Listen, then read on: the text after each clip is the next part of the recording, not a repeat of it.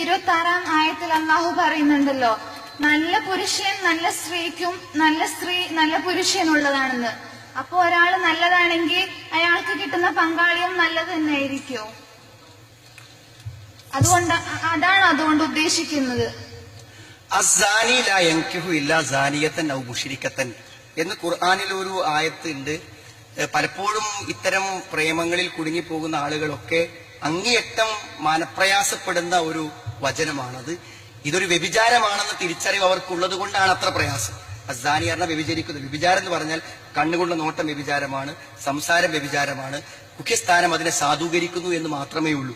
അപ്പൊ അതുകൊണ്ട് ഇത്തരം കാര്യങ്ങൾ പെടുന്ന ആളുകൾക്ക് ഇനി എന്റെ ഭാവി ജീവിതത്തിൽ ഒരു വ്യഭിചാരി മാത്രമേ എനിക്ക് കിട്ടുകയുള്ളൂ എന്നാണോ ഈ ആയത്തിന്റെ താല്പര്യം എന്ന് ആലോചിക്കുമ്പോൾ പലർക്കും വേദനയും വിഷമവും തോന്നാറുണ്ട്. ഒന്ന് നമ്മൾ മനസ്സിലാക്കേണ്ടത്, അതിന് സമാനമായ ഒരു ആശയം അതിനില്ലാതെയില്ല. എന്ന് പറഞ്ഞാൽ എന്താന്ന് വെച്ചാൽ, ഏതു മേഖലയിൽ നിൽക്കുന്നവനും ആ നിലക്കുള്ള ഒരു ചില ജീവിതമായി ഉണ്ടായിരിക്കും. അപ്പോൾ അന്യ സ്ത്രീകളോട് ഇടപെടുന്നതിലും കാര്യങ്ങളൊന്നും അത്രയും ചിട്ടയും വ്യവസ്ഥയും ഒന്നും ഇല്ലാത്ത ആളുകൾ സ്വാഭാവികമായും ചെന്നുപെടുന്നത് എങ്ങനെയായിരിക്കും? അത്തരം സംസ്കാരശൂന്യമായ ബന്ധങ്ങളിൽ നിന്നാണ് അവർ എത്തിപ്പെടുന്നതിന് സാധ്യതകളുണ്ട് എല്ലാ അർത്ഥത്തിലും. എന്നാൽ നമ്മളിത്തൊരു തെറ്റ് സംഭവിച്ചു, നമ്മൾ ആത്മാർത്ഥമായി മടങ്ങി അള്ളാഹുവിലേക്ക് പശ്ചാത്തപിച്ച് മടങ്ങി കഴിഞ്ഞാൽ പിന്നെ നമുക്കൊരു നല്ല വിവാഹം കഴിച്ച് ജീവിക്കാൻ പറ്റില്ലെന്ന് എന്തായിരുന്നാലും ഈ ആയത്തിന്റെ താല്പര്യത്തിലില്ല. അതുകൊണ്ട് തെറ്റ് മനസ്സിലാക്കുമ്പോൾ അതിന്റെ ഭവിഷ്യത്തുകൾ മനസ്സിലാക്കി നമ്മൾ അവസാനിപ്പിക്കുക. ആ തെറ്റിനെ ഇനിയുള്ള ഭാവി ജീവിതത്തിൽ മറ്റു തെറ്റുകൾ വരാതിരിക്കുവാനുള്ള, നമ്മളെ ഒന്ന് ക്ലിയർ ആക്കാനുള്ള ഒരു വലിയ പരിവർത്തനത്തിന്റെ ഒരു പോയിന്റായിട്ട് ആ തെറ്റിനെ കാണുകയും കൂടുതൽ വിശുദ്ധമായി ജീവിക്കാൻ ശ്രമിക്കുക എന്നുള്ളതാണ് അതിന്റെ പരിഹാരം. വേറൊരു ചോദ്യം ഇവിടെ വന്നിരിക്കുന്നു. ഞാനും ഒരു പെൺകുട്ടിയും തമ്മിൽ ഇഷ്ടത്തിലായിരുന്നു. ഒരു സാഹചര്യത്തിൽ ഒരു വലിയ തെറ്റ് സംഭവിച്ചു. മാതാപിതാക്കൾ ഞങ്ങൾക്കെതിരാണ്. പക്ഷേ അവളെ വിവാഹം കഴിക്കുന്നത് ശരിയാണോ? ഇത് സത്യത്തിൽ ഇത്തരം ചോദ്യങ്ങൾ ഇവിടെ പലതും വന്നപ്പോൾ ഞാൻ വായിക്കാതെ പോയതാണ്.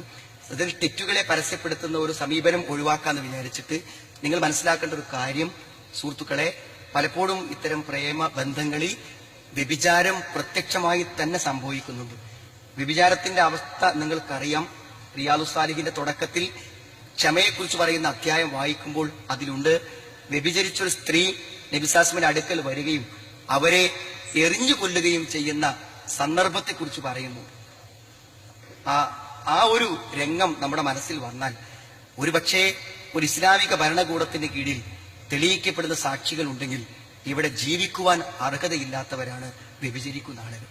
ആ വ്യഭിചാരം എന്നുള്ളത് നിങ്ങൾ മനസ്സിലാക്കണം, ജീവിതത്തിൽ ഒരിക്കലും മറന്നു പോകാൻ പറ്റാത്ത, മരണം പോലും അസ്വസ്ഥമാക്കി തീർക്കുന്ന ഗുരുതരമായ തെറ്റാണ്. വിശുദ്ധ ഖുർആൻ 3 തെറ്റുകളെ കുറിച്ച് പറയുന്നുണ്ട്. ഒന്ന് ഷിർക്ക്, ഒരിക്കലും പൊറുക്കപ്പെടാം. വലാ യസ്നൂൻ, ഒന്ന് അള്ളാഹു അല്ലാത്തവരെ വിളിച്ചു പ്രാർത്ഥിക്കുക.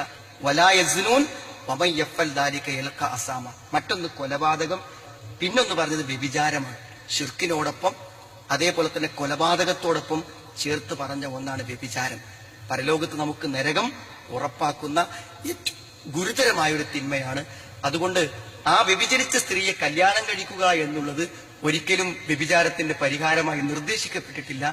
ആ സ്ത്രീയുമായുള്ള അവിഹിത ബന്ധങ്ങളാണ് വ്യഭിചാരത്തിലേക്ക് എത്തിച്ചത്. അതുകൊണ്ട് തന്നെ എവിടെ തെറ്റ് ബോധ്യപ്പെടുന്നുവോ ആ നിമിഷം ആ തെറ്റ് അവസാനിച്ച് പിൻവാങ്ങുക എന്നുള്ളതാണ്.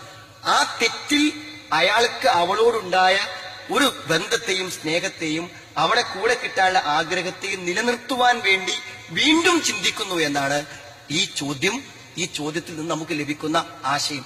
അതുകൊണ്ട് തെറ്റെപ്പോ ബോധ്യപ്പെട്ടോ അപ്പ അവസാനിപ്പിക്കുക. അതാണ് അതിന്റെ ഏറ്റവും വലിയ പരിഹാരം. അതാണ് ജീവിതത്തിൽ നമ്മൾ സൂക്ഷിക്കേണ്ടത്. വൈദാ ഫഅലു ഫാഹിഷതൻ ഔ ദലമു അൻഫുസഹും, വല്ല മോശമായ കാര്യങ്ങൾ ചെയ്യുകയോ ആത്മദ്രോഹം ചെയ്യുകയോ ചെയ്തു കഴിഞ്ഞാൽ അള്ളാഹിനെ കുറിച്ച് അവർക്ക് ഓർമ്മ വന്നാൽ ഫസ്തഗ്ഫറൂ ലിദുനൂബിഹിം, അവിടെ തെറ്റുകൾക്ക് അള്ളാഹുവോട് അവർ പാപമോചനം തേടും. വലം യുസിറു അലാ മാ ഫഅലു, പ്രവർത്തിച്ച തെറ്റുകൾ ഒരിക്കലും അവർ ശഠിച്ചു നിൽക്കുകയില്ല. അള്ളാഹുവിനേക്കാളും പാപങ്ങൾ പുറത്തു കൊടുക്കുന്നവർ ആരാണുള്ളത് എന്ന് വിശുദ്ധ ഖുർആൻ ചോദിക്കുന്നുണ്ട്. ഒരു പക്ഷേ ഈ വിഷയത്തെക്കുറിച്ച് നിങ്ങൾ അധികം ചോദ്യങ്ങൾ വായിക്കേണ്ട അവസ്ഥയില്ല.